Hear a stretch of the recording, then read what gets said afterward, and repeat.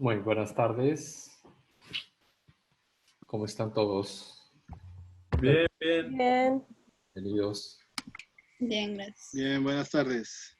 Buenas tardes, Andrés. ¿Cómo Bien, estás, pues Oscar? vamos a comenzar esta tarde.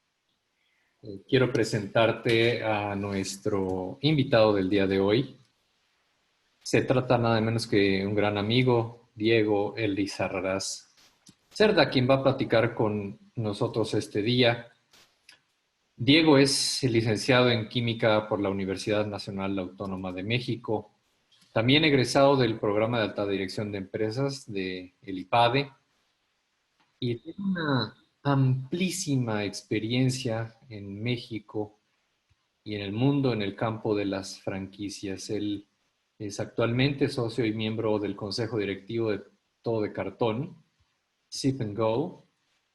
Fue secretario general de la Federación Mexicana de Franquicias del 2017-2018, presidente de la Asociación Mexicana de Franquicias de 2010 a 2014, presidente de la Comisión de Franquicias de la Confederación de Cámaras de Comercio, la CONCANACO, de 2012 a 2015, chairman de la World Franchise Council en el año 2011, miembro del Consejo del Programa de Certificación para Ejecutivos y por supuesto ha escrito, una gran cantidad de artículos y conferencias internacionales en el tema de franquicias.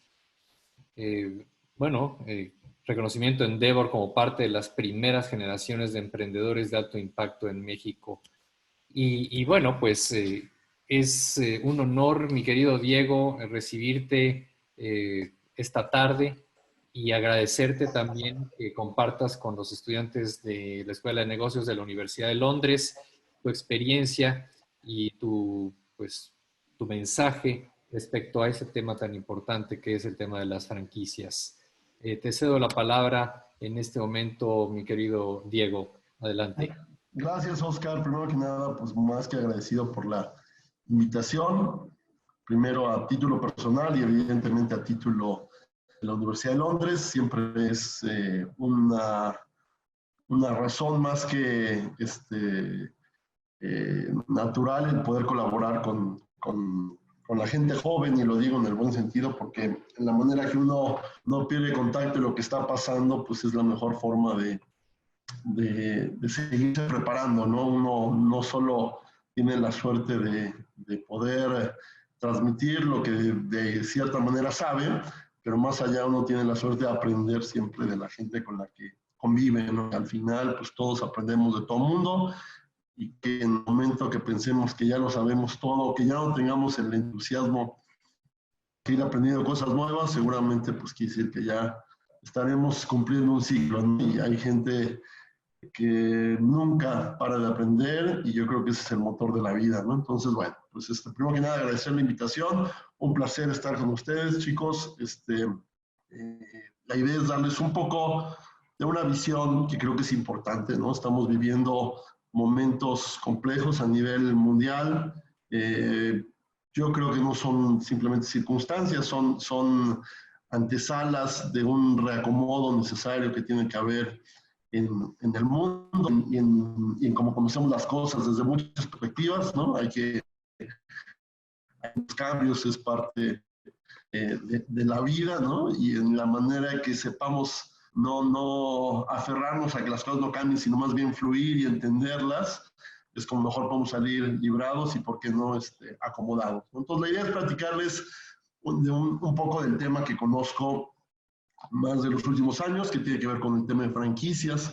Ayer tuvieron una charla, por lo que supe, bastante buena desde la perspectiva inicial de qué es la franquicia, a través de Gabriel Sandoval, un muy buen amigo con el cual tengo el gusto de colaborar en muchas áreas, ¿no? Pero sobre todo, más allá de lo que les pueda compartir que tenga que ver con la literatura, normalmente me gusta hablar desde la perspectiva de lo que me ha tocado vivir en carne propia, desde el propio negocio que representamos. Es una franquicia que se llama Todo de Cartón. Estamos cumpliendo 50 años como negocio, 20 como franquicia, ¿no? Y también a través de la parte que me tocó dedicarme en términos gremiales, todas estas posiciones a nivel de Iberoamérica o a nivel del Consejo Mundial o de la propia Asociación Mexicana de Franquicias, pues también tuve la suerte de ver muy de cerca muchos otros negocios, ¿no? Y de aprender, ¿no? Hay veces que, como digo, la gente piensa que se acerca para que le des consejo, pero al final el que termina aprendiendo es uno, ¿no? Entonces, si algo creo que he aprendido en estos años y me atrevería a compartirlos, es algo que alguien me dijo, que en la vida no hay café malo, ¿no? Hay café malo en el sentido de que cuando alguien te invita a platicar de algo, esta idea de tomar un café juntos, ¿no? Nunca digan que no. O sea, de verdad no tiene idea las posibilidades que uno tiene de aprender de lo que sea, y no tiene que ver si es alguien más humilde, no es alguien si sabe menos que nosotros o aparentemente tiene una preparación académica menor. Hay que estar abiertos porque todo el mundo podemos aprender y ahí es donde surgen las oportunidades, ¿no? Entonces, lo que quiero platicarles un poquito es el punto de vista de la franquicia, pero más allá de cómo entender el modelo en términos de lo que puede hacer el modelo de franquicia, simplemente pensar en el sentido de comprar una franquicia, su negocio o franquicia, sino más allá de ello, cómo pueden las iniciativas bien planteadas y bien ejecutadas en coordinación con ciudades, en coordinación con las propias áreas de gobierno, ¿no? Y obviamente con los empresarios o el desarrollo de nuevos empresarios, realmente al final terminar ayudando o haciendo un efecto positivo en el desarrollo de los países, ¿no? Normalmente hay una relación directa entre la educación y la importancia que le dan los países en ello, en el desarrollo de tecnologías propias, y esto cómo está dando en ejecución y aplicación de esas tecnologías, y que al final pues es lo que hace que haya grandes empresas. Normalmente los países que tienen muchas grandes empresas o que apuestan al desarrollo de las empresas, al final son los países que están ganando la carrera, ¿no? Yo les diría, probablemente pensemos siempre en el caso de las potencias tradicionales como Estados Unidos, como Alemania, ¿no? Que al final tenemos una historia escuchando que son potencias, pero más allá hay que voltear a ver qué está haciendo la India, qué está haciendo la Indonesia, países, Corea del Sur, ¿no? Países que venían de un nivel de desarrollo mucho menor, inclusive de circunstancias mucho más complejas que muchos países en Latinoamérica, poco a poco le han ido dando la vuelta, ¿no? El dato es que cada año en la India se titula 1 millón de ingenieros, muchos que fueron a aprender cómo se generaba los conocimientos en otros países, y hoy son ellos que lo están aplicando, lo están desarrollando, ¿no? Entonces, esa apuesta es bien importante, ¿no? Entonces, desde el punto de vista de la franquicia, lo que les quiero compartir es esta idea de entender por qué no solo es la fórmula del negocio en sí, sino la apuesta a entender que hay un efecto cuando las cosas se hacen bien, ¿no? Ahora, independientemente que les hablaré de esto y la idea es que ustedes puedan tener como una visión mucho más específica, lo primero es un punto de vista, entonces se vale estar de acuerdo, se vale discernir, se vale tener dudas. Si tienen alguna duda, por favor, interrúmpanme. Evidentemente vamos a dejar espacio al final, pero obviamente la idea es que esto sea dinámico. Y lo único que acotaría es que esto que les estoy platicando, esto lo podía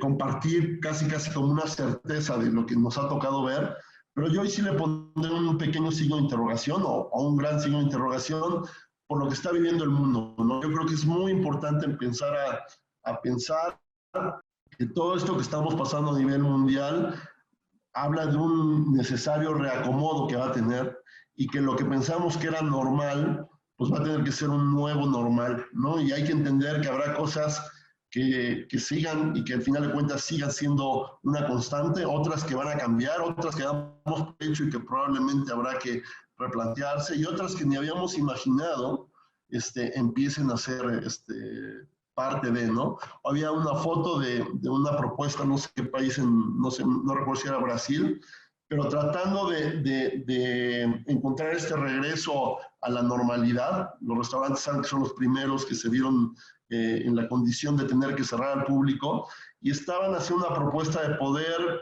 en las mesas hacer una especie como de cabinas de acrílico, de tal manera que pudiera estar tú comiendo de un lado y enfrente de tu compañía también comiendo, y el de al lado también, pero cada uno con una cabina pequeña a la altura de una mesa, ¿no? A lo mejor si esto se hubiera comentado hace 5 meses, pues dirías que no tiene ningún futuro y que al final de cuentas hace una mala broma. Hoy es una realidad, ¿no? Y esa realidad hay que entenderla, ¿no? Entonces, esto que los comparto, yo les diría de alguna manera hay que entender que serán cosas que creo que les pueden funcionar y es importante concebirlas bajo este concepto, pero acá hay que estar abiertos a que muchas de estas cosas también puedan ser diferentes, ¿no? Entonces, la idea es entender desde el punto de vista de la franquicia por qué es importante y qué puede aportar nuevamente a un país donde el motor del desarrollo por las empresas y sobre todo las áreas que se puedan generar internamente en un país, hoy más allá de la dependencia económica, yo creo que la dependencia más fuerte que vemos ahora es la dependencia tecnológica, ¿no? Todos los países que no han podido desarrollar una tecnología propia y que dependan de la tecnología de otros países, al final es una especie de esclavitud, si lo queremos ver de cierta manera, ¿no? Entonces,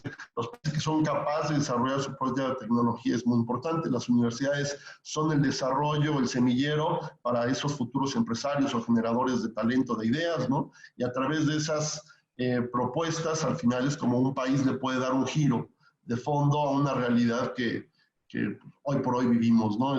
No hace falta mencionarlo, pero México es un país desde hace mucho que tiene de las movilidades sociales más bajas que hay, ¿no? Es decir, el tema de nacer en una familia que tienes asegurado el techo, la comida, el alimento, pues son cosas que uno podría dar ya por descontado, ¿no? Pero en realidad es un tema, como digo, pues que no pasa por uno, es simplemente tener la fortuna de si naciste en una situación así o te tocó nacer en una familia donde tú a los 5 años tienes que estudiar y trabajar, literalmente, porque si no, no comías, ¿no? Entonces, cuando uno habla de movilidad social, habla de que si te toca nacer en un cierto nivel socioeconómico, qué tan factible es que puedas ir moviendo ese nivel socioeconómico, ¿no? Y alguien que nace en los sectores sociales más limitados en México, la realidad es que hay muy poca movilidad, hay muy poca posibilidad de que alguien pueda cambiar eso, porque de entrada no tiene acceso a la misma educación, habrá educación gratis a nivel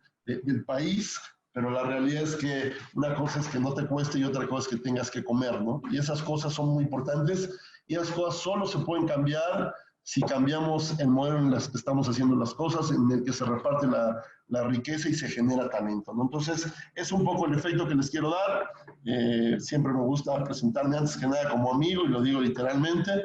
Hablo desde el punto de vista de un franquiciante, de alguien que es dueño de un concepto de franquicias o de una empresa, y bueno, expresidente y exsecretario general de los gremios de franquicias en México y en Iberoamérica, ¿no? Entonces, bueno, lo primero que quiero empezar es esta imagen particular, que las comparto con mucho gusto. Y bueno, finalmente vemos sushi, pero vemos también chiles toreados, ¿no? Algo que probablemente nos suena ya muy familiar a la gente que comemos sushi en México, ¿no?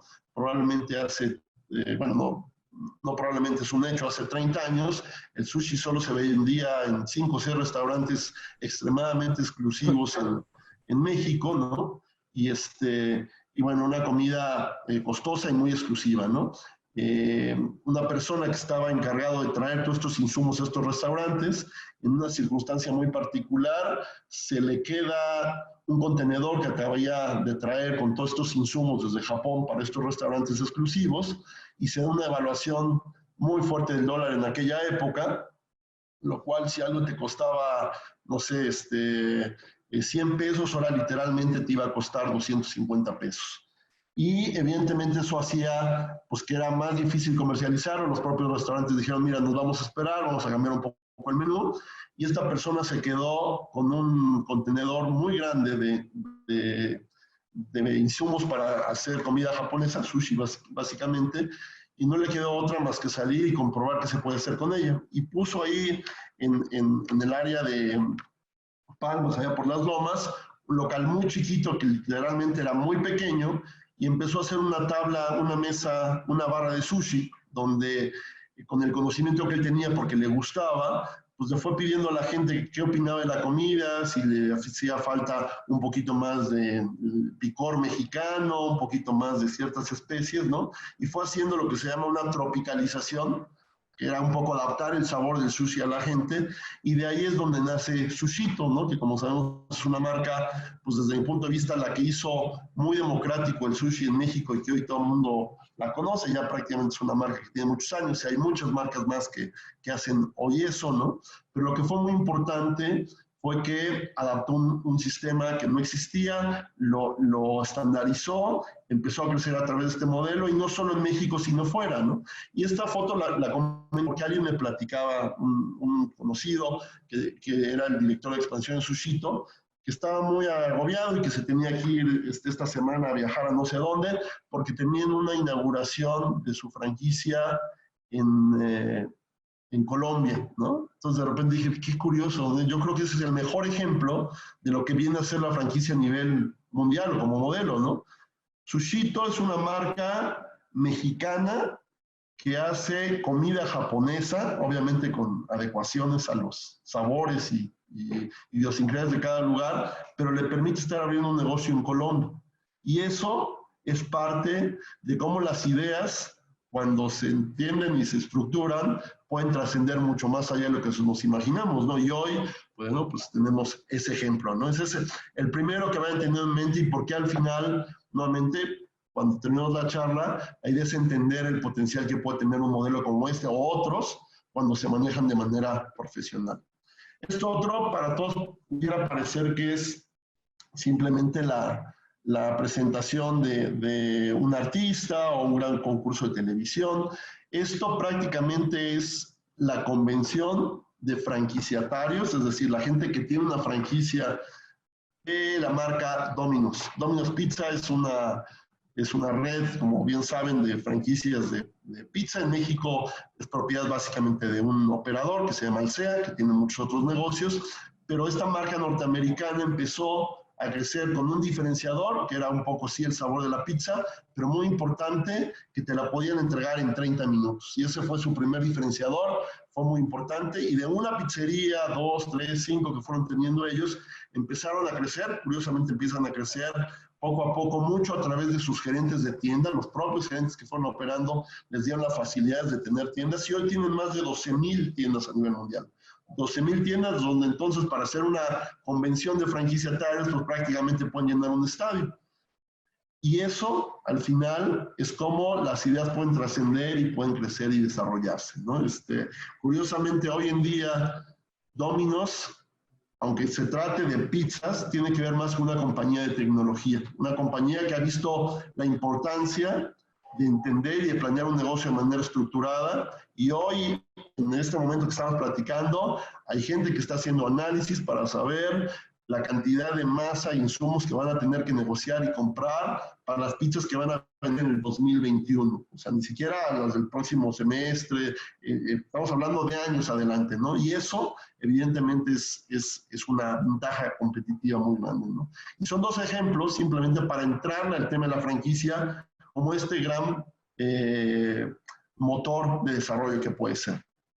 Al final, las franquicias, como las vemos ahí, la verdad es que se han desarrollado independientemente de la cultura, del idioma o del poder económico del país donde se instalen, ¿no? Hay franquicias prácticamente en todo el mundo. Seguramente, como lo vieron ayer con Gabriel Sandoval, no todos los negocios necesariamente pueden ser franquicia, pero prácticamente en cualquier giro podemos encontrar un negocio que sí lo sea, ¿no? Pues imagínense una convención de McDonald's, una convención de Domino's, de 7-Eleven. 7-Eleven tiene más de 47,000 unidades en el mundo, imagínense. Entonces, se junta una misma, a través de una misma marca y un mismo interés, gente que habla idiomas totalmente diferentes, que pueden tener culturas totalmente diferentes, colores de piel totalmente diferentes, idiomas totalmente diferentes, religiones totalmente diferentes, pero todos alineados bajo el mismo enfoque de una franquicia. Y eso pasa nuevamente de una idea de alguien que empezó con una unidad, que eventualmente lo fue estructurando mejor, que le dio viabilidad a un negocio, que lo fue profesionalizando, y eso evidentemente lo va escalando, ¿no? Entonces, pues es lo que uno piensa en términos de cualquier negocio. Sin embargo, no todas las franquicias necesariamente tienen que pasar a ser miles de unidades, ¿no? El que tenga 3, 4 unidades y eventualmente pueda tener 8, es muy difícil crecer en ese ritmo a veces uno solo, ¿no? Entonces, una de las grandes ventajas de la franquicia es esa, ¿no? Y esto que comento no necesariamente tiene que ser franquicia, tiene que ser básicamente cualquier negocio que primero por una necesidad inmediata, como la señora que lo que quiere es eventualmente salir a vender y conocer el negocio y resolver de inmediata su necesidad, que es llevar comida a la mesa, pues poco a poco va entendiendo y va generando un aprendizaje en el cual ya sabe que no hay que salir a cualquier hora a poner los tamales si son a ciertas horas, los ingredientes si los compra en la central de abastos es mejor porque le permite conseguir mejores precios. A la escala que quieran, este ejemplo lo pueden llevar a alguien que hace zapatos, alguien que hace aplicaciones para celular, al final es esa escala de negocio, ¿no? Lo importante es que se va generando un conocimiento y con ese conocimiento también se va respaldando un nombre, idealmente es una marca registrada, donde ya la marca por sí te transmite muchas cosas, ¿no? Entonces, cuando yo les digo a alguien Starbucks, más allá si les gusta o no, ya hay toda una concepción de un concepto donde puede estar cómodo, donde a lo mejor es el lugar de moda, donde a lo mejor hoy la gente va a hacer ahí nada más sus juntas de trabajo, o hay gente que igual lo ve como el sinónimo del imperialismo norteamericano. En fin, las marcas transmiten cosas, ¿no? Y eso es bien importante porque al final no solo es un nombre, es todo lo que hay detrás de ello, ¿no? Y entonces, cuando tú combinas una marca que por sí ya te dice algo, ¿no? Y lo ideal es que te diga cosas positivas, con todo un conocimiento, porque esta señora para pasar aquí desarrolló muchas cosas favorables, se habrá equivocado en el triple de cosas, pero no tan grave como para no seguir adelante, ¿no? Pero este aprendizaje tiene un valor enorme, ¿no? Y lo que te pasa para que yo quisiera empezar este negocio sin tener que pasar por todo lo que ella tuvo que pasar, es parte de lo que hace fuerte e interesante a una franquicia. La idea de esto me parece que el día de ayer lo veo mucho más claro, ¿no? Básicamente la franquicia como negocio lo busques juntar dos niveles de talento. Alguien que desarrolló una idea propia, que la echó en marcha, que la fue modificando, la fue moldeando, la fue estructurando, supo qué perfiles de gente necesitaba, qué locales de renta tenía que buscar, qué afluencia, en qué plazas sí, en qué plazas no, qué menú, todos, dónde comprar los insumos, dónde comprar la materia prima. Todo eso lo fue estructurando de tal manera que pudo duplicar el negocio, no una, sino 2, 3 veces, y eventualmente llega una segunda persona que es el franquiciatario, que es alguien que muy probablemente no sepa el negocio, pero tiene dos cosas que es muy importante, que es la capacidad financiera para invertir en ese negocio, lo que a lo mejor el franquiciante y el dueño de la marca pudiera crecer a lo mejor una unidad al año. Si se hace bien, si se hace de manera responsable, pues a lo mejor puede crecer 5 a través de franquiciatarios, ¿no? Y eso es literalmente exponenciar la posibilidad de crecimiento de un negocio. Y ese franquiciatario lo que tiene es una capacidad de inversión, es muy importante, pero 2, tiene un deseo propio de motivación que nunca lo va a tener necesariamente un colaborador, un empleado, ¿no? Básicamente un franquiciatario está poniendo ahí el futuro de la educación de sus hijos, está poniendo ahí la herencia que le dejaron los papás, está poniendo su independencia después de estar trabajando en un corporativo, en el gobierno después de 20 años, ¿no? Y eso es un motor muy poderoso. Entonces, cuando lo juntas, tienes el hambre y el deseo de alguien que estés empezando, pero sin la necesidad y el riesgo de que tenga que pasar por todo lo que ya pasó el que ya lleva 20 años en esto, ¿no? Y esa combinación se hace muy interesante. Eso es lo que le da origen a la franquicia, una marca, porque obviamente yo los podría invitar a un negocio que quisiéramos poner que se llamara, por decir algo, Café Diego, o los podría invitar a un negocio que se llama Café Punta del Cielo, ¿no? Donde de entrada Café Diego nadie lo conoce, pero Punta del Cielo ya tiene un posicionamiento, es muy importante.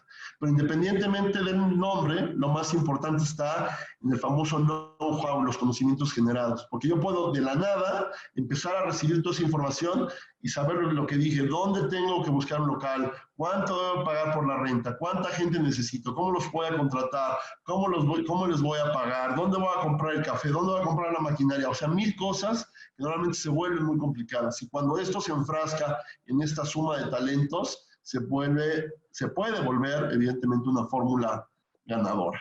Entonces, básicamente, ¿qué pasa? ¿No? Que hay un valor, un reconocimiento de la marca, una expectativa de lo que ya sabes que va a haber. Volviendo al ejemplo del Café Punta del Cielo, el Café Diego, simplemente, aunque nunca ha habido en esta parte de, por donde está la Universidad de Londres, allá en la Roma, un Café Punta del Cielo, pensando que no se conociera tanto, ¿no? O no.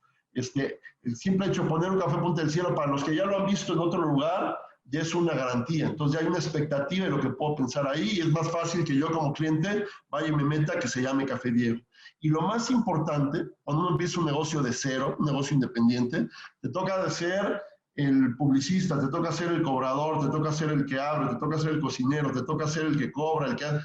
Entonces estás pensando en hacer 1000 cosas al mismo tiempo. Aquí lo que te dice la franquicia es, tú tienes que hacer A, B, C, así abres, así atiendes al cliente, así preparas el café, así, una serie de indicaciones que entonces yo voy a poner todo mi talento y mi energía en hacer que el negocio produzca. Y eso es bien importante. Entonces, know-how y valor de marca. Esto es un antecedente de por qué la franquicia trasciende y puede llegar hasta donde ha podido llegar y entender por qué de una unidad pues puede haber ya miles de unidades si se hace de manera correcta. ¿Qué es muy importante en la franquicia? Una palabra clave, estandarización. La estandarización es fundamental por muchas cosas, pero yo les diría que en México uno de los mejores negocios estandarizados sin duda es un Starbucks. Digo, más allá que lo opera un solo dueño, finalmente la franquicia es una franquicia porque Starbucks, Estados Unidos, el corporativo se lo vende a alguien en México. Ese alguien es su franquiciatario. Resulta que en México esta persona no vende otras franquicias más chiquitas, él solo opera, ¿no? Pero prácticamente te pueden tapar los ojos y meterte en un Starbucks en el aeropuerto y otro no sé, en el centro de la ciudad y vas a saber que es un Starbucks. Y con sus diferencias, porque evidentemente cada lugar se adecua de manera diferente, pero sabes en cómo te atienden, en lo que tienen, en el perfil de la gente que contrata, ¿no? Eso es bien importante, ¿no? Entonces es un ejemplo básico, ¿no? Tú no puedes multiplicar algo que no esté estandarizado, porque al final no suma. Si yo tengo 1000 versiones, pues más bien tengo 1000 unidades independientes. Si tengo 1, 2 o 3 versiones, pero esto lo tengo multiplicado, evidentemente hablamos de un concepto, ¿no? Y eso es bien importante. ¿Por qué es importante estandarizar? Por eso, ¿no? Imagínense, regresemos a nuestras edades de Reyes Magos y que nos llegue una muñeca con estas características, ¿no? De la felicidad pasaríamos a la decepción rápidamente, ¿no? Y eso pasó simplemente porque en este proceso de producción de esa muñeca, alguien evidentemente no hizo bien su trabajo y dejó ir algo que al ojo es evidente, ¿no? Pero al final de cuentas hay un estándar de que los ojos pues tienen que estar a la altura de la curva del ojo, no arriba, no en la ceja, ¿no? Eso es estandarizar, es entender que hay ciertos lineamientos que se tienen que apegar y que en la manera que nos aseguremos que se vayan hacia ese lado, vamos a saber si vamos bien, si estamos mejor, si estamos peor. Cuando uno habla de estándares, normalmente uno piensa que es evidentemente cuestiones de calidad y que cuestiones de calidad es únicamente alta calidad. La calidad es una cosa similar, pero no necesariamente quiere decir que sea buena o mala. La calidad es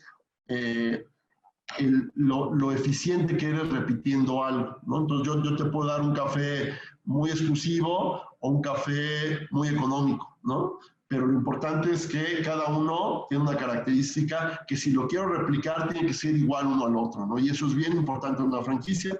Evidentemente una franquicia cuando tú estandarizas, pues puedes medir, porque entonces si tú tienes que saber, no sé si se han fijado en los Starbucks o en los lugares de café, le dan un capuchino y lo pesan, porque ya más o menos tienen una idea que tiene que pesar tanto, ¿no? A mí de repente me han dado algunos que están así como globo de helio que casi vuelan, ¿no? Porque casi no hizo correctamente Entonces, si sabes que tiene que estar entre tantas y tantas gramos el vaso completo, bueno, estás más apegado a eso. Entonces ellos, si ven que no está en 5 o 10 gramos, sino que pesa 3 gramos, quizá le echaron mucha espuma y poco leche o poco café. Entonces es muy importante estandarizar, te permite medir, corregir y nuevamente direccionar, ¿no? Eso es muy importante en una franquicia y en un negocio, y no solo en términos de una franquicia, en cualquier actividad que queramos estructurar y replicar formalmente. Entonces, obviamente las franquicias tienen esta característica, Y obviamente cuando uno estandariza con esas pequeñas ecuaciones que son válidas, pues puede ser una marca global y puede ser una marca mundial. McDonald's creo que es el mejor ejemplo, Coca-Cola de igual forma, ¿no? Y eso pasa cuando tienes una identidad, cuando tienes una fórmula. Repito, se valen hacer pequeñas correcciones, como sabrán, en los países musulmanes no se come el cerdo, ¿no? Entonces, bueno, pues hay ciertos platillos que no aplicarían de un lugar a otro, ¿no? O de repente en México nos gusta mucho el chipotle, bueno, pues dentro de los platillos estandarizados que se manejan en McDonald's, pues hay cierto margen de maniobra para que alguien pueda ofrecer un producto diferenciado, pero no deja de ser la esencia del lugar, y aunque no le entiendan lo que está en japonés o lo que está en árabe, lo que está en ruso, saben que se trata de McDonald's. Ese es el poder de una marca, ¿no? Y obviamente tiene que ver con hacer bien esa tarea, ¿no? Hablamos ya de estandarización. Una parte muy importante en la franquicia es la capacidad de hacer economías de escalas. No es lo mismo comprar tú solo el café que necesitas para esa cafetería que pertenecer a un grupo que compramos toneladas. Nuevamente, la masa de Domino's Pizza que aplicaba, que ya están pensando comprar dentro de un año y que ya están negociando, a los precios que eso puede incluir, ¿no? Entonces, una franquicia tiene la capacidad de crecer bajo una misma idea y una misma línea y tener esto que se llama economía de escalas, y aplica no solo para los insumos, aplica para tarifas de tarjetas de crédito, aplica para seguros, aplica para mil cosas, porque al final eres un volumen, ¿no? Y eso es lo que se vuelve muy interesante. Unos tips interesantes de por ejemplo, McDonald's, ¿no? O sea, cuando tú tienes alrededor de unas 30,000 unidades, más o menos, que es lo que tiene McDonald's en el mundo, tienes una capacidad de negociación enorme, ¿no? Unos datos importantes, por ejemplo, McDonald's, independientemente de ser de las marcas que tienen mayor tierra a nombre de ellos, porque el modelo de McDonald's, entre muchas cosas que te pide, es que operes el restaurante que ellos construyen y donde además ellos son dueños de la tierra. Es una estrategia para que al final no esté en riesgo ni la posición de donde están, ni la marca, ¿no? Que al final ellos operan todo, pero es una estrategia. De tal manera que, aunque no lo crean, McDonald's llega a ser uno de los latifundistas, de los dueños de tierra más importantes en el mundo, ¿no? O sea, alguien que tiene por lo menos 30,000 predios, chiquitos, grandes, evidentemente hay algunos rentados, pero al final es una parte que generas con el volumen, ¿no? Por otro lado, McDonald's es uno de los fabricantes de juguetes o comercializadores de juguetes más importantes. A través de la cajita feliz, sin ser un fabricante de juguetes, evidentemente por el volumen, se vuelve un actor muy importante en una industria que directamente no es la principal, pero bueno. Y esto va a ir cambiando, porque ya en muchos lados ya este tema del etiquetado y de la comida sana, no quieren relacionar que los niños se coman cosas porque va un juguete por medio, ¿no? En México todavía no está, pero eventualmente irá cambiando. Ya cambió en Chile, ya cambió en muchos otros lugares, pero es parte de. Y otra que es bastante peculiar es, eso me lo comentó la persona que manejaba la Asociación de Franquicias de Estados Unidos. Decía que en los, ¿qué habrá sido? Por ahí de los 90s, más o menos, cuando se había abierto ya el bloque de la ex Unión Soviética, si bien ya había muchas marcas norteamericanas en estos países, todavía había muchas dificultades en términos de qué podían traer, si podían sacar las divisas. Normalmente, cuando una franquicia abre en otro país, el que abre es un inversionista local, pero eventualmente tiene que pagar una regalía, seguramente se los comentó ayer Gabriel Sandoval. Esta regalía es un premio, una comisión sobre las ventas, ¿no? Pero cuando, y más en aquella época, las formas para hacer llegar ese dinero a Estados Unidos de vuelta eran limitadas, era muy difícil sacar el dinero, ¿no? Y lo que terminó haciendo McDonald's en términos de lo que se permitía comercialmente, por varios años se convirtió en uno de los principales importadores de vodka a Estados Unidos. Obviamente no vendía vodka, pero era la forma más viable de traer el dinero, obviamente en mercancía, porque había acuerdos y había facilidad, en un insumo que era el vodka y que eventualmente eso se convertía en dinero, ¿no? Son datos interesantes de cómo estas cosas funcionan cuando tienes un volumen, ¿no? Y eso tiene que ver con la economía de escala, ¿no? Es muy importante.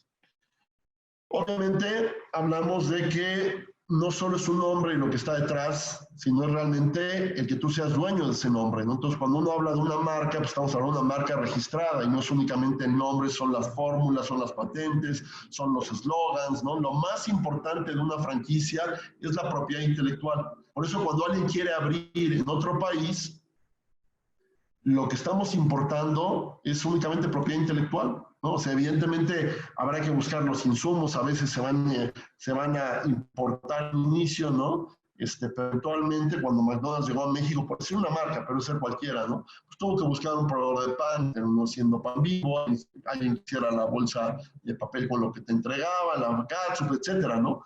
Pero al final de cuentas, eso viene de este tema de propiedad intelectual. Es muy importante. Las marcas terminan siendo el activo más importante de una empresa y eventualmente no es el nombre, sino lo que está detrás del nombre. Y la capacidad de generar dinero y de generar cash flow, liquidez, a través de lo que representa una marca. Muy importante también.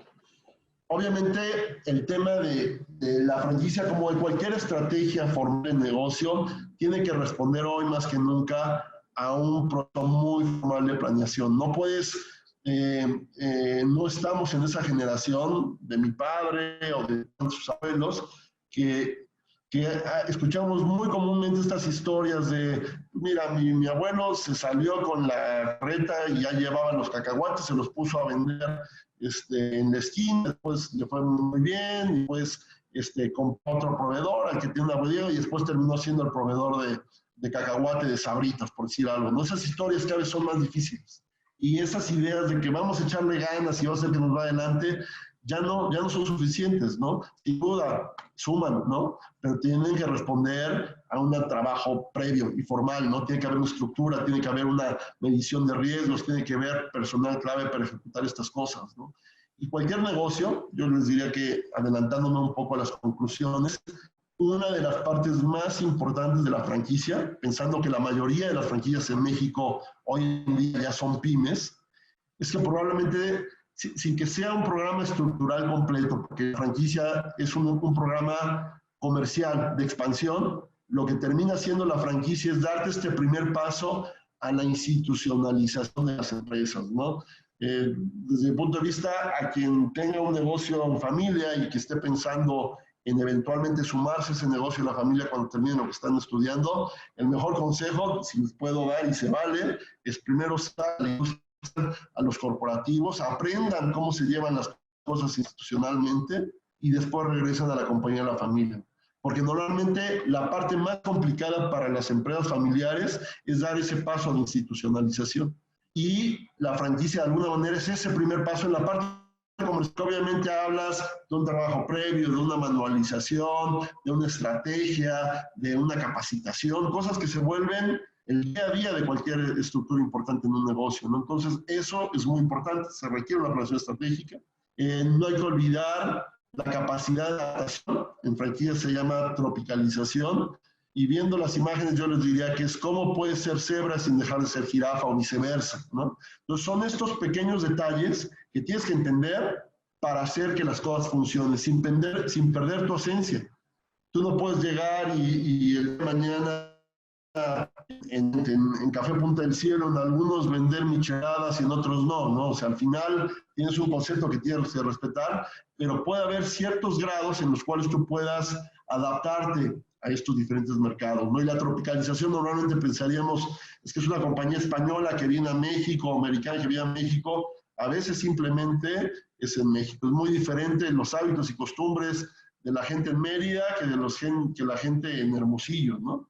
Inclusive en la misma ciudad, no es lo mismo el norte de la ciudad, el centro de la ciudad, el sur de la ciudad, la parte de los corporativos. Todas estas cosas requieren de esta capacidad y nuevamente son estas sutilezas que se adaptan a los mercados en particular y que nuevamente la idea es pensar que es una marca que puede llegar a muchos lugares. lo que sigue, que para mí es muy importante. Se llama la capacidad de dar el siguiente paso. Aquí lo ejemplificamos con la gama de teléfonos de móviles que nos tocó a unos vivir, ¿no? De hecho, yo creo que ya me faltan varios modelos hacia adelante. Y esto que es del año pasado, esta actualización que hice, ¿no? Pero la idea es buena. Al final de cuentas, dos cosas, ¿no? La primera, cuando alguien piensa invertir en una franquicia, porque es ese poderío, tú tienes una marca que lo está haciendo muy bien, pero pues difícilmente vas a llegar en los próximos 2 años a Mérida, ¿no? Pero resulta, porque estás en Tijuana, pero resulta que alguien en Tijuana que va a Mérida, vio tu concepto, piensa que es un negocio importante y está dispuesto él a llevarlo allá porque él vive, él conoce, etcétera, ¿no? Y esa es una gran oportunidad para crecer y desarrollarse. Entonces, la gente que invierte en una franquicia no lo hace pensando en el corto plazo, lo hace probablemente como una de las inversiones más importantes de su vida. Por eso les daba los ejemplos de que invirtió probablemente la herencia o la liquidación que le dieron, es una decisión de peso. La gente no invierte en una franquicia pensando en el corto plazo, está pensando en el largo plazo. La mayoría de los contratos de franquicia son de 5 a 10 años, ¿no? Porque efectivamente es un ciclo que se tiene que cumplir y pasan dos cosas: simplemente terminas el ciclo y das las gracias, o resulta que de una unidad pasaste a 5, 10, 15, 20 unidades, ¿no? O puede haber algunos casos. Pero más allá de eso, hay que entender que la franquicia por lo mismo tiene que tener la obligación de estar pensando qué es lo que viene, ¿no? Hacia dónde va a ir, ¿no? Y a veces es porque tú mismo lo estás visualizando o porque las condiciones cambian. Yo creo que muchos restaurantes van a cambiar mucho su relación entre atender al público en el punto de venta y llevar la experiencia más allá de la comida a casa, ¿no?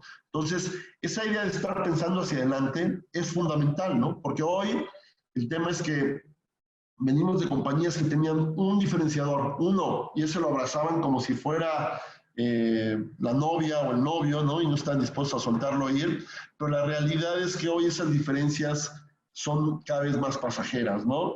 Hoy decirle a alguien que vas a entregar tu pizza en 30 minutos, cuando llegó la primera vez Domino's en México hace 20 y tantos años, casi 30, no lo creían, pero cuando alguien pedía una pizza, literalmente era saber que te la ibas a comer en 1 hora, 1 hora y 20, y era muy probable que llegara fría y la gente no pensaba nada, las tomaba así, ¿no? Entonces llega Domino's Pizza y te dice, en 30 minutos sí es gratis.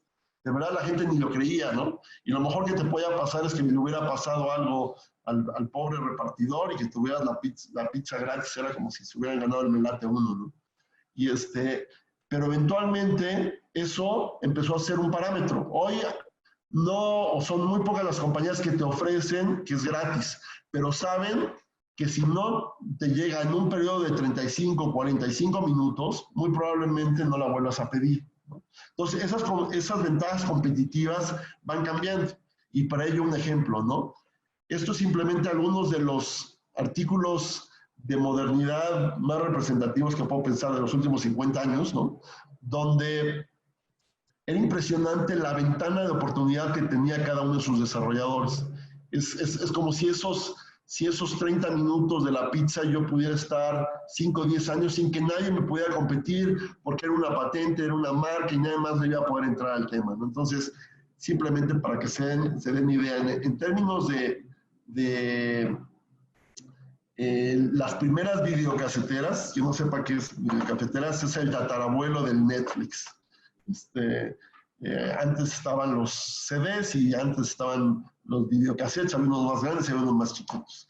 Y esos fue de alguna manera lo que dio origen a Sony como una empresa muy grande. Perdón, a Sony como una empresa muy grande. Y lo que hizo Sony la primera vez con esa videocasetera que sacó, tuvo 3 años para empezar a generar competencia. Es decir, en 3 años nadie, por las patentes, por lo que tenía, podía competir con un modelo similar. Entonces tenías 3 años de un mercado para que te puedas explotar solo, ¿no? Ya después de igual, el tatarabuelo de los teléfonos celulares, pues eran las agendas. Y estas agendas eran una agenda que se llamaba Palm y que todo el mundo usaba. Después sacó lo que hoy es Apple, ¿no? que se llama la Newton, y había muchas que empezaban a jugar con eso, y nuevamente 9 meses para poder encontrarte un competidor que ya pudiera hacer algo similar. Y en el caso eventualmente de las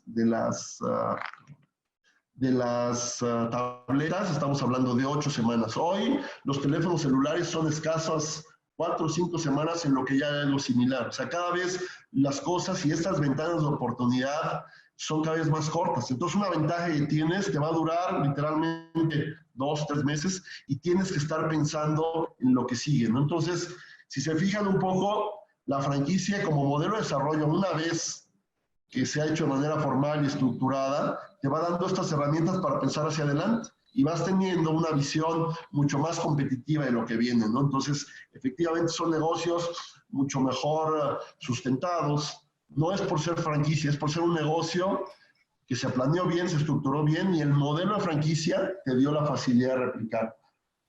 Puedes replicar lo bueno y también puedes replicar lo malo. Lo que pasa es que lo malo te dura poco tiempo y eventualmente desaparece el concepto. Hay malos ejemplos de franquicias que sin tener resuelta esta parte operativa y estructural y de control y de conocimiento y institucionalizada, salieron a franquiciar y eventualmente pues, no pueden ser tan competitivos como lo era la sucursal original, ¿no? Pues bueno, para entrar ya en conclusiones y entender, ¿no? ¿Por qué son importantes las franquicias para el desarrollo de un país, ¿no? Lo que habíamos dicho. La verdad es que aportan muchas cosas, más allá de pensar en que son simplemente propuestas de que todos los negocios pueden ser McDonald's, no, hay una serie de hábitos y costumbres que conllevan que eventualmente permean a los demás negocios, ¿no? Simplemente pensar hoy en día en este conflicto que hay entre, por decir algo, las tiendas de conveniencia y las misceláneas, ¿no? Obviamente hay colonias donde todavía hay muchas misceláneas y hay otras donde prácticamente están desapareciendo, ¿no? Pero al final, esta idea, y obviamente con todo el músculo financiero que puede tener un grupo cervecero y un grupo refresquero, que son que normalmente manejan nuestros negocios, pues evidentemente es una competencia muy fuerte, pero la única manera que tiene una miscelánea de competir es adoptar cosas similares a los que tiene. Evidentemente nunca va a poder tener los precios y las condiciones de abasto que tiene.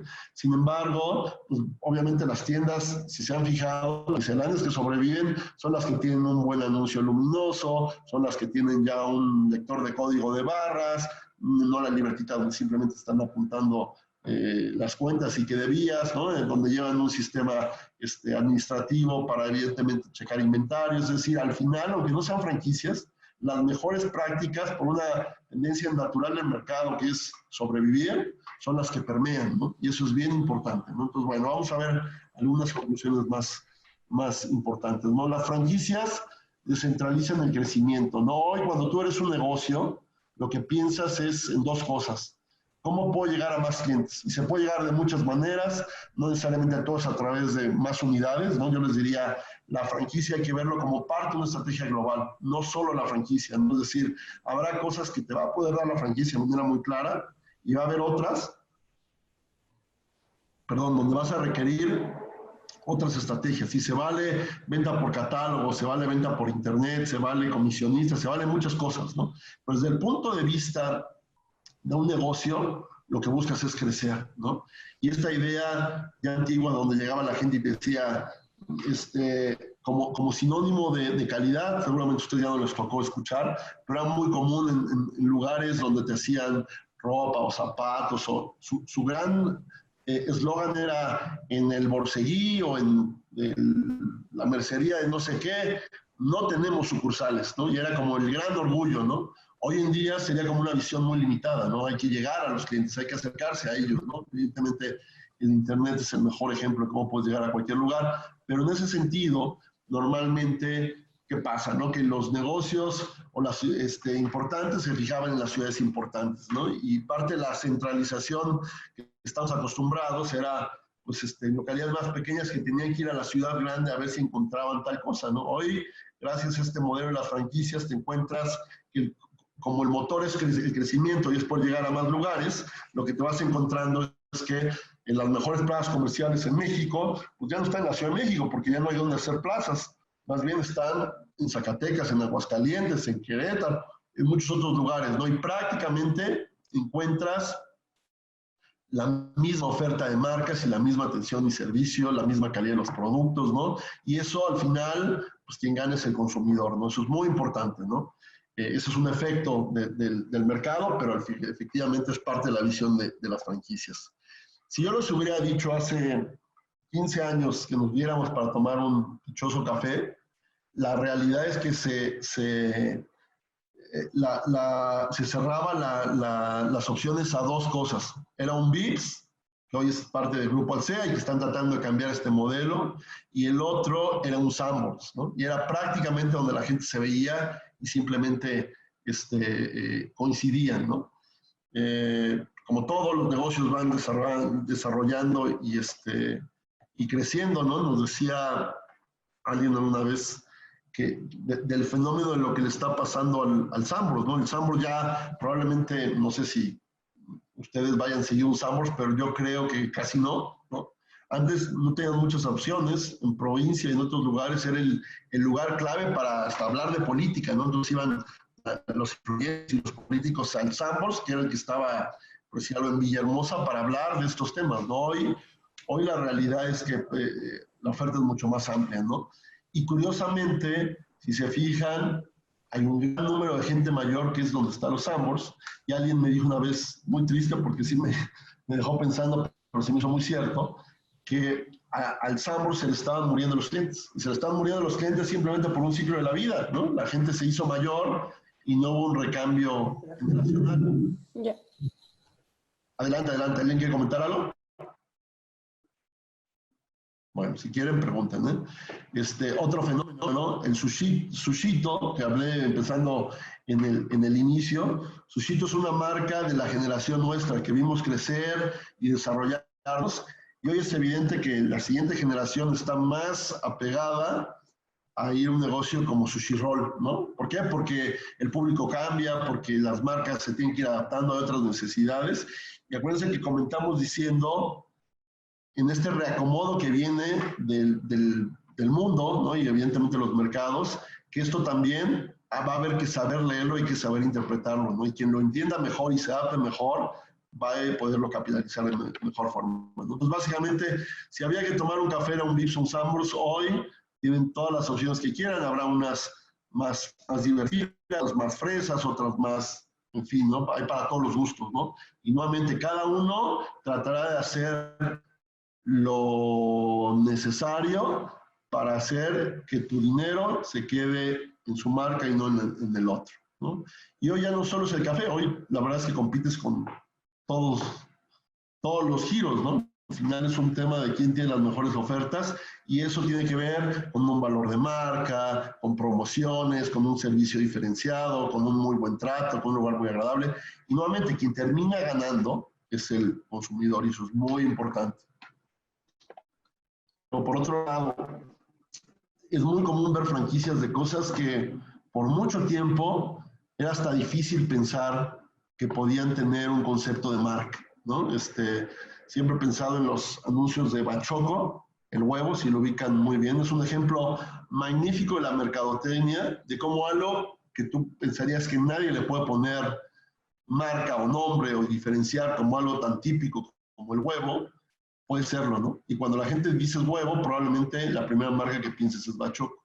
Pues así ha pasado con muchos giros, ¿no? La tintorería, la sastrería, pues al final eran de colonia y había uno en cada esquina y cada quien hacía lo que hacía de su parte para tratar de mantener sus clientes, ¿no? Y la realidad es que esto poco a poco fue cambiando y fueron entendiendo otro nivel de conceptos. Tomemos el ejemplo de las misceláneas que platicaba. Y hoy prácticamente a su generación, cuando yo les digo una tintorería, pues esperan un poco eso, un lugar limpio, con acceso a estacionamiento, a lo mejor tiene valet parking, a lo mejor tiene otra serie de cuestiones, ¿no? Y nuevamente, esa ventana de oportunidad que fue la primera vez que llegó una marca hacia México, hoy todas las marcas de tintorería tratan de verse de esta forma, ¿no? Entonces, nuevamente, hay que pensar hacia adelante, ¿no? Pero es una de las grandes ventajas. La otra que para mí es muy, muy importante tiene que ver con esta necesidad que hemos padecido todas las generaciones de una oferta no cumplida por los gobiernos que todo el mundo tiene que ver, pero al final el gobierno le toca encabezarlo, de una oferta laboral suficiente para las necesidades de la población y sobre todo de la generación que emerge de una universidad, ¿no? Es un hecho que no está siendo satisfecha la demanda, de tal manera que no hay ese número de empleos, ¿no? Y por más complejo y evidentemente que tiene que ver el tema, yo creo que hay una cuestión de enfoque muy clara y que podía ser mucho más evidente explicar, ¿no? Antes había una generación que estaba muy dispuesta, uno, o trabajar en un corporativo o trabajar en el gobierno, con la aspiración. Hoy hay un chip diferente, la gente tiene esa intención de, ¿por qué no? Jefe, hacer su propio emprendimiento, quizás una startup, algo que tenga que ver con tecnología, con una app, a lo mejor en el negocio de la familia que ha sido familiar por mucho tiempo, probablemente puede entrar y darle un cambio más institucional, pero la realidad es que la forma en la que se gestionan los nuevos empleos es única y exclusivamente generando nuevas empresas.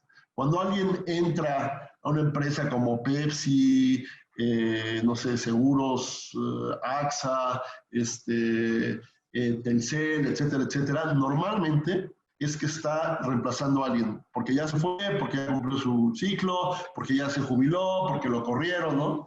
Muy pocos es que se abren nuevas plazas laborales. Normalmente lo que hacen las grandes empresas, tratan de hacer más chica la planta, porque ya tiene un nivel de competitividad tal que lo que quieren hacer es pues, tratar de pegar a sus costos de operación, a los salarios, a la gente que trabaja, volverse mucho más automatizados, ¿no? Entonces, ¿dónde están los empleos? Pues en las nuevas empresas. Por cada nueva empresa que se genera, está la posibilidad de generar nuevos empleos. No hay otra forma. No puedes generar empleos de la nada o no puedes tener entonces estas áreas de gobierno donde tienes 3 gente sacando copias porque al final está resolviendo un tema desde mi punto de vista ya poco productivo de un volumen de gente que tienes que dar empleo. Entonces, si los gobiernos, si la estructura, si los planes de desarrollo tienen que ver con facilitar la generación de nuevas empresas, las que sean, en los campos que sean, evidentemente se está generando esa necesidad de buscar nuevas oportunidades y nuevos empleos, ¿no? Entonces, la franquicia, más allá de generar una unidad propia donde yo ya tengo una red y abro mi 15ª tienda y voy a buscar, evidentemente, que voy a contratar y ayudantes que voy a contratar, a la persona que va a manejar la camioneta y evidentemente colaboro en esa parte. En la franquicia, además, la persona que entra como dueño del negocio de esa unidad, es decir, el franquiciatario, estamos generando un nuevo empresario.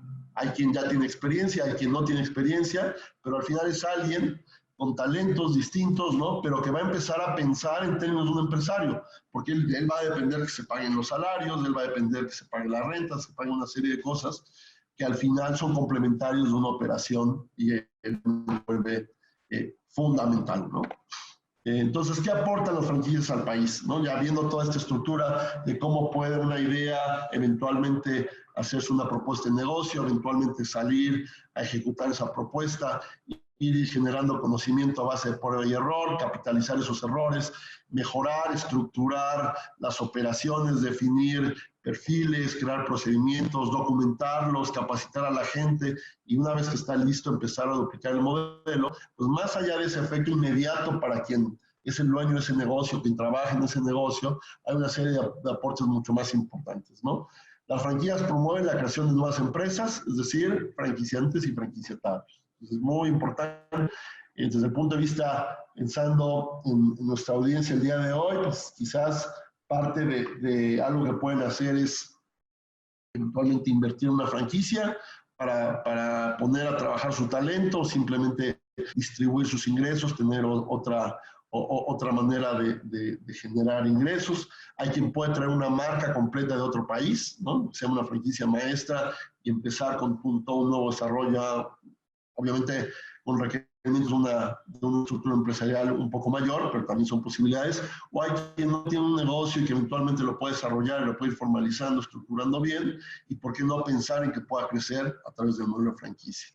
Entonces, bueno, como decimos, los franquiciatarios desarrollan nuevos empresarios, se crean empleos profesionales directos e indirectos. La parte más importante de la franquicia, para que alguien pueda replicar el negocio, más allá del valor de la marca, será Starbucks, pero si voy 3 veces y las 3 me están muy mal, seguramente no voy a regresar. Pero si voy y dice Starbucks, y eso hizo que fuera la primera vez, y me tratan como espero que me traten en un Starbucks, seguramente voy a estar regresando. Entonces, las dos cuestiones más importantes del modelo de franquicia, en términos, es la supervisión, para ver que opere como tiene que ser, y la asesoría, y evidentemente la capacitación. Entonces, cuando uno habla de franquicia, lo más importante es ese conocimiento, ese know-how, y normalmente los colaboradores pasan por un proceso muy formal de capacitación. Vayan a un McDonald's o a un Starbucks, un Punta del Cielo, van a ver que normalmente los de nuevo ingreso están ahí estudiando, distinguen perfectamente que están bajo prueba y que los están midiendo su desempeño, ¿no? Pero sin duda es gente que sale mejor preparada. Y aunque la idea no es que, es decir, si uno se pueda pensar nuevamente en Starbucks, la mayoría de la gente que trabaja con ellos, porque todos empiezan prácticamente desde el punto de venta, ¿no? Como aprendices, la mayoría de la gente va a estar ahí nada más un ciclo y eventualmente lo combinan con estudios o lo combinan con una parte laboral, pero eventualmente van a terminar haciendo otra cosa, ¿no? Poca gente se va a quedar ahí, algunos, los mejores, los más interesados, los más preparados, van a seguir desarrollándose al interior de la organización, pero de todos modos el aporte de esta gente es muy importante, pero las herramientas que se llevan para otros trabajos es muy importante, ¿no? Entonces necesitamos generar colaboradores mejor preparados, ¿no? Y que tengan la posibilidad de desarrollarse. Es curioso, pero en la mayoría de las empresas grandes, no tanto las de tecnología, porque esas ya tienen otra dinámica, ¿no? Pero las empresas previas, como la Ford, Chrysler, General Motors, Sony, todas estas empresas grandes, ¿no? En Estados Unidos, la mayoría de sus CEOs, de sus directores generales, su primer empleo fue en un McDonald's, ¿no? Obviamente de jóvenes, ¿no? Pero aquí importante es sobre la capacidad de desarrollo, ¿no? Entonces, un ejemplo. Incrementa la viabilidad de las empresas que comienzan. Normalmente tienen más probabilidad de éxito porque ya hay un camino andado, ya sabes cómo comportarte, cómo contratar, qué hacer, dónde no colocarte, qué vender, cómo empezar a operar desde el día 1 sin que tengas que pasar un proceso de aprendizaje, y eso evidentemente ayuda. Contribuyen a preservar y profesionalizar sectores tradicionales. Les decía, hay franquicias que se dedican a reparar zapatos, a reparar ropa, ¿no? Sastrerías, ¿no? Entonces, muchos de estos oficios, de alguna manera, se formalizan, institucionalizan a través de este modelo y a través de una marca, ¿no? Pone al alcance muchos servicios y productos de calidad en condiciones similares. Normalmente los que ganan son los consumidores, tienen mayores opciones de qué comprar. El esfuerzo de las marcas por complacer tus necesidades como consumidor se vuelven mucho más agresivas, ¿no? Y nuevamente, ¿no? La idea es que gane el consumidor. Lo peor que puede pasar a un país, a un mercado, a un consumidor, es la falta de competencia, ¿no? Cuando uno habla de los monopolios, el gran efecto es que pues, no tienes opciones, es lo que hay, y si no te gusta, pues no tienes opciones, ¿no? Pero cuando entra un segundo, cuando entra un tercero, pues tienes opciones, y tú vas a decidir con quién, porque al final es tu dinero el que pones en la mesa. Y entonces, pues ya no hay solo una compañía que te vende internet, ya no solo hay una compañía que te vende, no sé, contrataciones de hoteles por internet. O sea, todas estas cosas van cambiando y se vuelven evidentemente muy importantes, ¿no? Evidentemente, las franquicias promueven las mejores prácticas empresariales. No es por ser franquicia, pero es por la necesidad de institucionalizar más los negocios, ¿no? Normalmente uno quiere esperar como cierto tamaño para empezar a institucionalizar sus empresas, y la realidad es que se puede hacer desde el día 1, ¿no? Comentando lo que dije de la experiencia que puedes adquirir en otras empresas ya mucho más institucionalizadas, y eso eventualmente regresarlo a la empresa familiar es una práctica fundamental, porque normalmente lo que carecen las empresas familiares es de esa falta de visión institucional, donde se quedan todavía en decisiones poco analizadas, que responden más a intereses o a sentimientos, ¿no? Entonces, eso se vuelve fundamental, ¿no?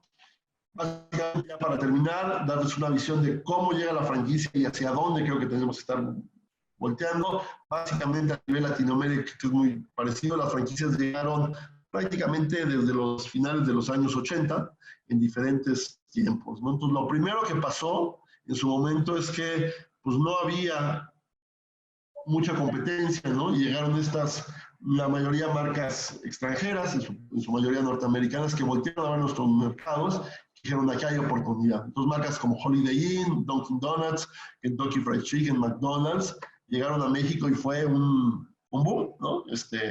No lo recordarán, pero cuando llega a México, que abrió aquí en el sur de la ciudad, de verdad la gente iba a hacer, no les miento, media hora fuera, en el periférico, fila para pasar por el automac para pedir una malteada, ¿no? Y era lo grande, ¿no? Independientemente de eso, McDonald's llegó a Guatemala mucho antes que a México. De hecho, la franquicia en México en sus momentos como modelo estaba prohibido. Pero bueno, ese es el inicio, ¿no?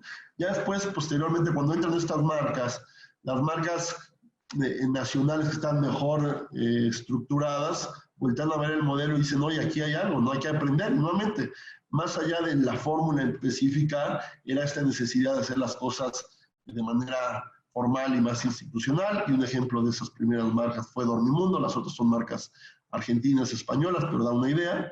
La tercera etapa es cuando ya la franquicia se hace mucho más democrática, por decirlo así, y llega a mucho más mercados, ¿no? Entonces tienes que la mayoría de las marcas ya en ese país son nacionales. En la etapa 1 y 2, la mayoría de las marcas eran internacionales de franquicias. Hoy ya más del 80%, 90% en México son marcas nacionales, ¿no? Y básicamente son pymes, ¿no? Entonces esa es la parte más importante.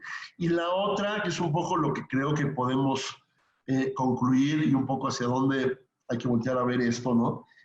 Es esta necesidad de hablar mucho mejor de lo que se conoce como la marca país. La marca país es lo que igual, como una marca Starbucks, Dormimundo, etcétera, lo que te viene en la mente cuando hablas del país, ¿no? Y hay esfuerzos muy importantes de los países por tratar de posicionar circunstancias, ¿no? Un ejemplo es Costa Rica. Cuando habla de Costa Rica, pues uno piensa en medio ambiente, le dicen la Suiza de Centroamérica, más allá si eso no es, terminan siendo como cuestiones que hay todo un trabajo detrás para hacerlo, ¿no? Entonces los países vienen o dedican tiempo a cómo tratar de hablar mejor del país, ¿no? Nosotros estamos en un país donde curiosamente preguntan a un extranjero qué opina, o que cuando dicen México, ¿qué es lo primero que le viene a la mente? Y digo, ya antes era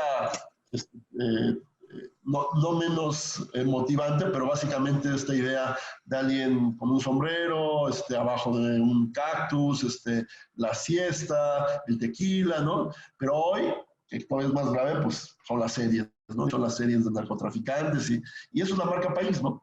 Entonces, el cuarto paso, y tiene que ver con eso, y tiene que ver al final con cómo entender desde el punto de vista del mundo, pues tiene que ver con marcas nacionales que decidieron salir al mercado internacional, ¿no?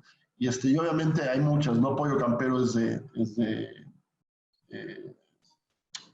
Guatemala, abierto hasta en China, ¿no? Lolita es una compañía en Uruguay, pero me quiero referir particularmente a Kitsania, ¿no? Seguramente por lo que calculo de sus edades, seguramente les tocó ir ahí a alguna edad, les tocó hacer ahí su fiesta en algún momento, antes se llama la Ciudad de los Niños, ¿no? Pero es un ejemplo de un gran emprendimiento mexicano, ¿no? Donde a través de un concepto, porque al final, ¿qué te venden? Pues la experiencia, ¿no? Y tienen todo un esquema de marketing ahí, de fidelización de la gente joven y de lo que hacen las grandes marcas, ¿no? Que lo han podido replicar en muchos lugares, ¿no? Kitsania por muchos años ha ganado el reconocimiento a la marca mexicana más internacional, ha abierto en India, China, Corea del Sur, Portugal, Indonesia, los países árabes, ¿no? Impresionante, ¿no? Y dentro de las primeras cosas que ellos te cuentan cuando les tocó este crecimiento era que todo iba muy bien el proceso de negociación con los inversionistas, normalmente buscan un inversionista por país, pero cuando llegaban y decían México, era así como, entonces ya les generaba un poquito de desconfianza, no entendían, no creían, pensaban que había algo raro, ¿no? Por lo mismo, por lo que uno termina transmitiendo. Hoy lo dicen con mucho orgullo, ¿no? Pero por otro lado también tuvieron que abrir sus oficinas centrales en Miami para que tuviera más sentido una marca global. Imagínense qué cosas, ¿no? Y recuerdo una circunstancia muy particular que me dio mucho gusto en algún momento. Hay un Consejo Mundial de Franquicias, imagínense que es la ONU, que reúne a las asociaciones de franquicias somos alrededor de 50 países en el mundo, ¿no? Nos reunimos 2 veces al año, diferentes países, y esta vez estábamos en Moscú.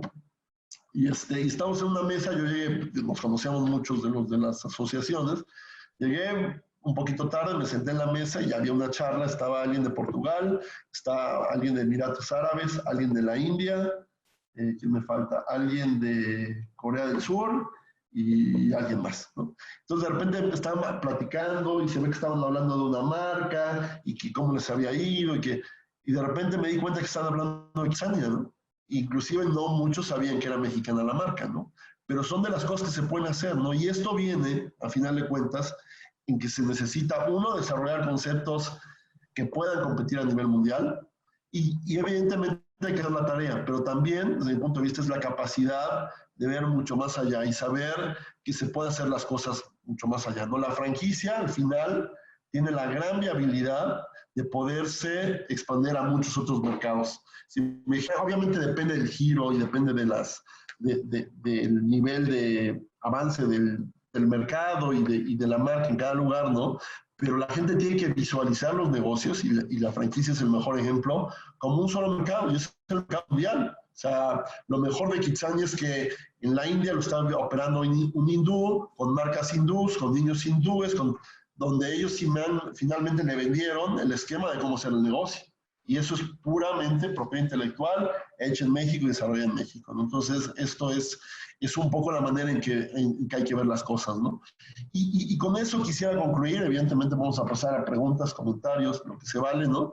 Y tiene que ver con eso, desde la parte más sencilla, donde podemos decir, pues sí, cuando pienses en hacer un negocio, pues ojalá puedas llegar a otros países, ¿no? Sería como lo más evidente, pero cuando me refiero con salir, me refiero a mucho más cosas, ¿no? Y me atrevo a compartirlo con ustedes, que hay que voltear hacia afuera, hay que salirse de la caja, hay que ver mucho más allá, hay que tirarle más lejos, ¿no? Y eso implica las ideas, eso implica la visión, eso implica voltear a ver qué está pasando en otros lugares, en otras carreras, en otros países, ¿no?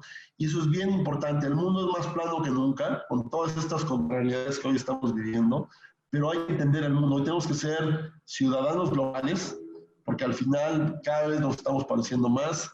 Si van a un aeropuerto en un país y no le dices dónde están, a veces en la parte de adentro van a voltear y van a ver las mismas marcas que ven en muchos otros países y sería como muy difícil decir, estoy en este país, ¿no? Pues el mundo se está apareciendo, el mundo es plano en muchos sentidos, lo digo no literalmente, sino conceptualmente, ¿no?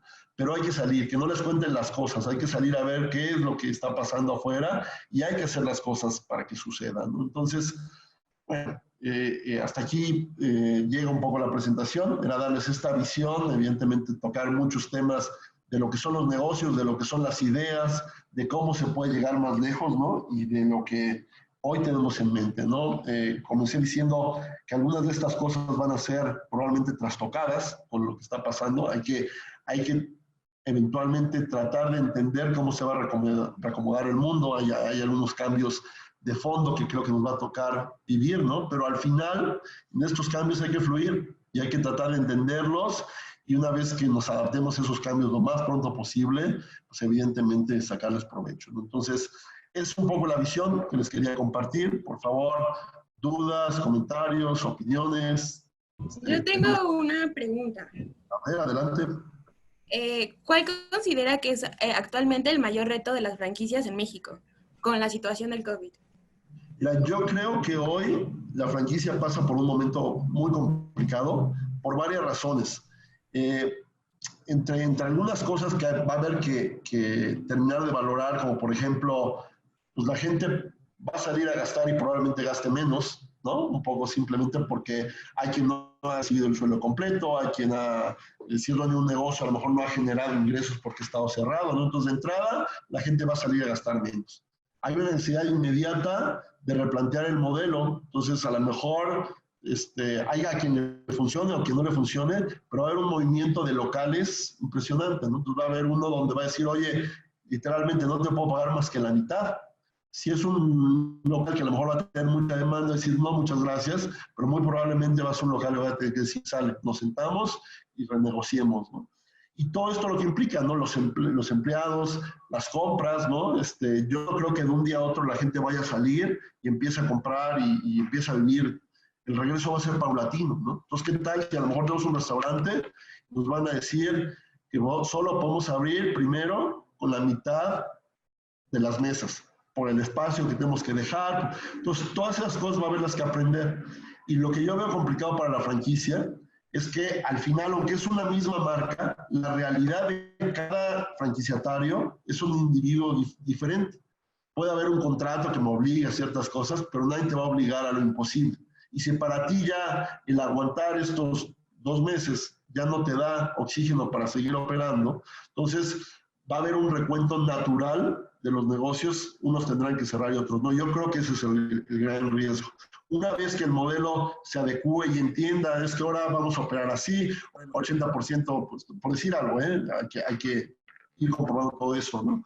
El 80% del negocio está en la calle y ahora va a ser entrega a domicilio. Una vez que se adecue esto nuevamente, yo creo que hay una gran posibilidad para volver a salir a franquiciar, pero en este lapso van a cambiar los números. Yo no te puedo decir que vamos a vender exactamente lo mismo como veníamos vendiendo. Entonces yo te puedo dar unas expectativas de estados financieros y expectativas que no conozco, ¿no? Entonces yo creo que ese es el riesgo, pero igual lo tiene en cualquier otro negocio, ¿no? Excelente pregunta. Gracias, Fabiola. ¿Quién más? Anímense. Quiero decir algo. Claro. Yo creo que mucho de las franquicias es lo que mueve mucho la economía de México. O sea, yo siento que muchas, ahorita que está pasando esto del COVID-19, muchas de estas franquicias van a venir abajo por el hecho de que, pues, creo que no lo saben administrar muchas veces, o bueno, como lo dijeron en la conferencia de ayer, como que tomas todo lo que ganas como si fuera solo tu sueldo y sin embargo no. Entonces yo creo que eso va a afectar a un largo plazo y puede llegar a afectar mucho la economía que tenemos aquí en el país, ¿no cree? Sin duda, mira, hay otra parte que a veces descubren un poco las franquicias, y es que es como, hay una división que a veces no es tan clara, donde qué es lo que te voy a dar yo como franquiciante. Yo te voy a dar la marca, es decir, el nombre, los procedimientos para que operes, los proveedores, y cómo hacer la pizza o cómo hacer el café. Pero hay otra parte que es importantísima y ahí creo que cojea un poco el modelo de franquicias, por lo menos en no ser muy claro. Yo no te puedo dar una maestría o una carrera en administración, ¿no? Y tú como franquiciatario te va a tocar ser el dueño de un negocio, independientemente de la marca y lo que haces. Y te va a tocar tomar decisiones de cómo contratar al personal, si lo tienes que premiar, si lo tienes que correr, analizar tus costos, si estás comprando, si estás siendo productivo, si te están robando, todas estas cosas, ¿no? Normalmente hay un hueco donde tenemos gente que no sabe ser empresario y no es culpa del inversionista, es culpa del franquiciatario, del franquiciante, perdón, que muchas veces vio a un cheque por delante que le iba a caer muy bien y no necesariamente a la persona preparada para manejar el negocio. No es que tengas que ser un administrador, pero hay gente que tiene más habilidades y lo primero que tienes que hacer es, perdón, pero tú tienes que calcular tu punto de equilibrio. Oye, eso es que le estoy pagando más al chef porque es mi primo. Y pues sí, pero la franquicia necesitas vender para que le puedas pagar esos tipos más que le vas a pagar, tienes que incrementar tu venta 40,000 pesos, ¿no? Porque al final va a salir de un lado, ¿no? Y es parte de lo que decíamos, no necesariamente que sea franquicia lo hace un negocio maduro, pero nuevamente aquí el reto es hacer negocios profesionales y maduros y que la franquicia les ayude para crecer en alguna parte, y decía anteriormente, pero que también les permita desarrollar una excelente estrategia de venta por redes sociales, venta por internet, etcétera, ¿no? Pero es cierto lo que comentas. Muchas gracias. Jóvenes, ¿alguien más? Oh, gracias, gracias. Yo, Adelante, adelante.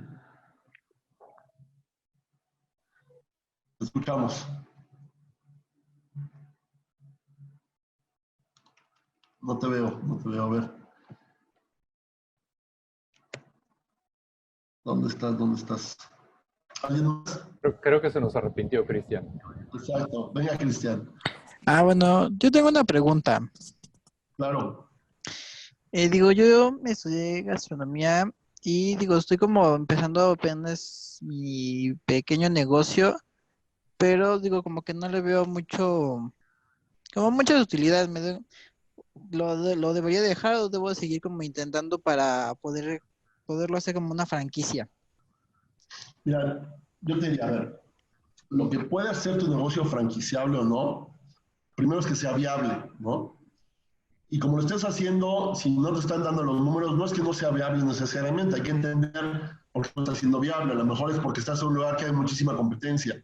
O a lo mejor es la otra parte, ¿no? Ya verte como empresario. A lo mejor tienes una receta exquisita, ¿no? Pero a lo mejor es una receta que no tienes perfectamente bien costeada, ¿no? Tú no sabes si le estás vendiendo al precio que la tienes que vender o hay platillos donde la gente a veces pierde sin saber, ¿no? ¿Dónde estás comprando, no? Algo básico que tiene que saber un restaurante es saber cuál es su costo de comida. No sé si lo sepas así al dedillo, ¿no? Entonces hay una serie de cosas que yo te diría que tendrías que analizar, pero si hay un mercado noble que puede crecer y que siempre habrá opción para nuevos conceptos es la comida, ¿no? Evidentemente, yo te diría que de todos modos las cosas no salen a la primera, ¿no? Y lo que tienes que ir haciendo es ir acumulando experiencia, ¿no? Entonces, todo cuenta. A lo mejor puede ser que te desesperaste buscando el local y encontraste un local ya por encontrar uno y a lo mejor no fue el bueno, o estás pagando una renta que no puede pagar el negocio. Habría que analizar por qué. Pero yo te diría, al final, el único que no lo consigue es el que no lo intenta, ¿no? Y la única manera que vas a conseguir lo que buscas es intentando y equivocándote y mejorando, ¿no? Entonces, hay que hacerlo, no te preocupes, la mayoría de los grandes negocios salieron como a la 15ª, 12ª, 13ª vez, ¿no? Entonces, hay que hacerlo, yo te diría, hay que hacerlo, y nuevamente, si vas a cerrar, entender por qué, ¿no? Porque nuevamente, a lo mejor es una gran propuesta, pero te pusiste en un lugar no indicado, a lo mejor te pusiste en el lugar donde pues, las rentas son mucho más caras, ¿no? Y a lo mejor no es el público, o viceversa, es un lugar donde las rentas son económicas, es un lugar mucho más popular, y a lo mejor necesitas otro tipo de mercado. Todo eso cuenta, ¿no? Hay que hacer el análisis y nuevamente es un aprendizaje, no te preocupes, que no salga la primera, ¿no? Pero nuevamente, que la experiencia sirva para que saques ahí algún aprendizaje, ¿no? ¿Sale? Ok, sí, muchas gracias. Mucha suerte, Ernesto. Gracias.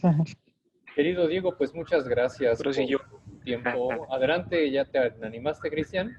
Venga, Cristian, para despedirnos. Adelante.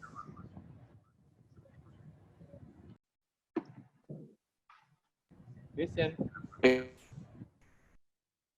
por ejemplo, de franquicia es muy bueno, pero muchas veces la falla está en que, por ejemplo, al momento de meter los precios, no se consideran bien los precios fijos y los costos variables.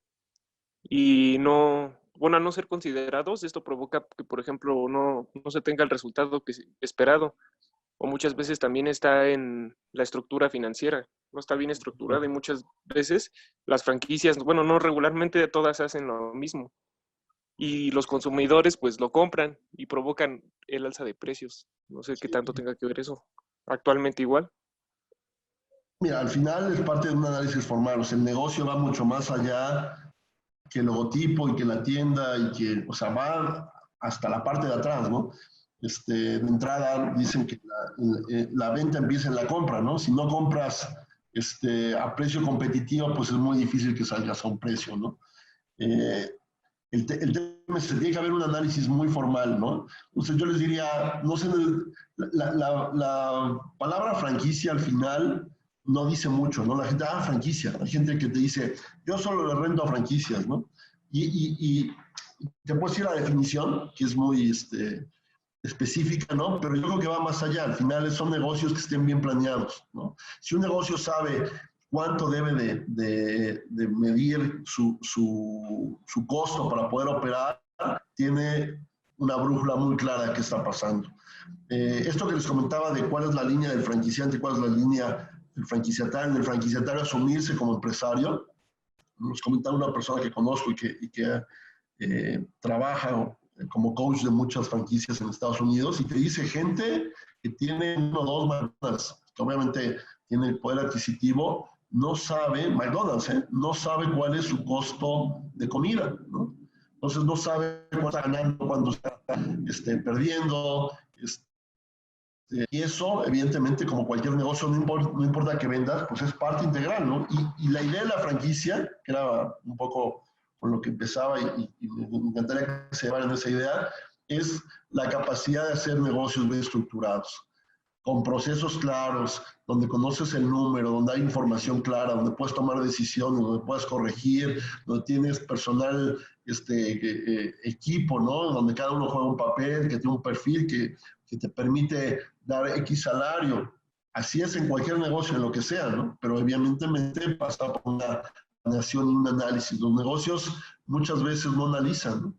Y la franquicia te puede dar esa falsa idea de que, como es una franquicia y ya abrió 5,000 veces o 30 veces, pues sí, pero los negocios hay que trabajarlos, ¿no? Entonces, la idea es esa, ¿no? Seguramente, yo defino que hay buenos negocios y malos negocios, y algunos de los buenos son franquicias y algunos de los malos también, ¿no? Pero la línea, yo te digo, hay negocios profesionales y negocios no tan profesionales. Ese sería el tema. Muchas gracias. Oscar, pues muchísimas gracias. Un placer acompañarlos. Espero que les sea útil esta información. Ahí están mis datos. Pues, si en cualquier cosa les puedo ayudar, cuentan conmigo. Déjenme ponerle mis datos. Ahí están. Y bueno, pues agradecerles, Oscar, por el espacio, por la oportunidad. Nuevamente, esperemos vernos ya en vivo más adelante, cuando ya sea viable poder estar en un salón todos juntos. Gracias. Al contrario, muchas gracias. Pues a la orden, muchachos. Cuídense mucho. Gracias, Muchas gracias. Gracias. Gracias. Muchas gracias. Muchas gracias. Gracias. Gracias. Hasta luego.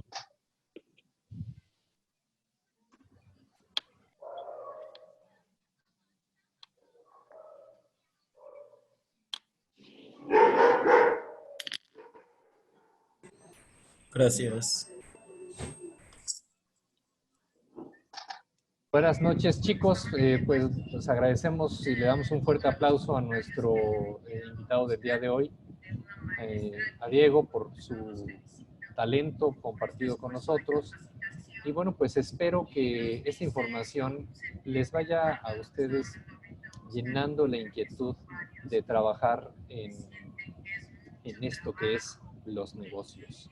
El punto de vista de un empleado es muy distinto al de un emprendedor, es muy distinto al de arriesgarte y entender cuál es el tema del flujo, cuál es el tema del EBITDA, de la utilidad, de los riesgos. Ayer nos platicaban que un empresario normalmente no duerme, y yo creo que esto es totalmente cierto, porque hay 1000 cosas que te ponen, que te quitan la seguridad que te da un empleo. Entonces, bueno, sin más, yo les quiero agradecer su presencia, felicitar a Diego por esta brillante conferencia y, por supuesto, invitarlo para que no sea la única, sino la primera de muchas más que podamos compartir. Muchísimas gracias a todos, y estaremos publicando la grabación en el SEAC, pues a partir, yo creo que de la semana que entra, para que la puedan consultar quienes no asistieron. Muchísimas gracias a todos y que la pasen muy bien. Gracias, Oscar. Gracias. Gracias, Oscar. Gracias. Gracias. Gracias.